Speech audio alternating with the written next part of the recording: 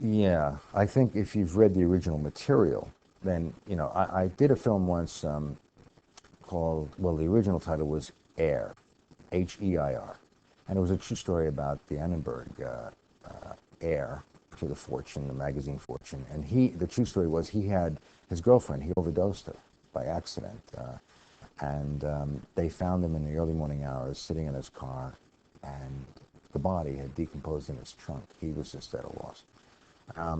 This story, Air, bought by, I think it was United Artists, to be directed by Noel Black, who had won an Academy Award for a short called Skater Dater and then Pretty Poison.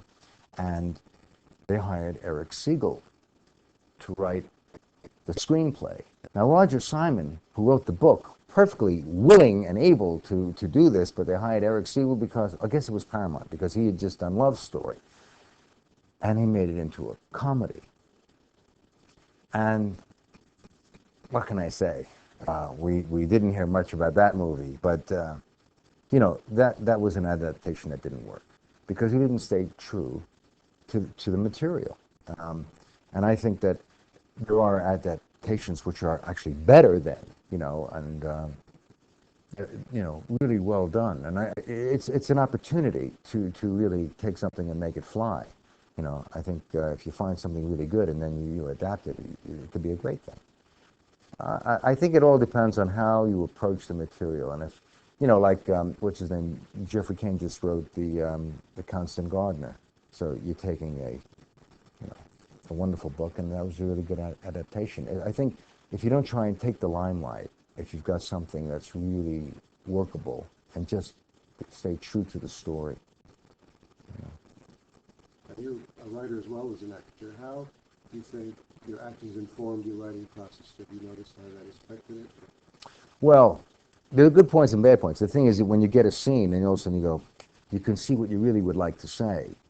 And a lot of times, I guess I'm the kind of actor who will try to improve the script. If I can say it in less lines,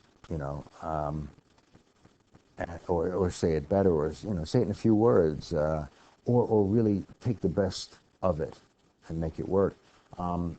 Or sometimes you want to develop and say, like, what's missing. You see what's missing in that scene, what the character wants to say. And that's where I think our actors and writers work together, because I once went to see Alvin Sargent, who's also a wonderful writer. And I was doing it, John Badham was directing this piece.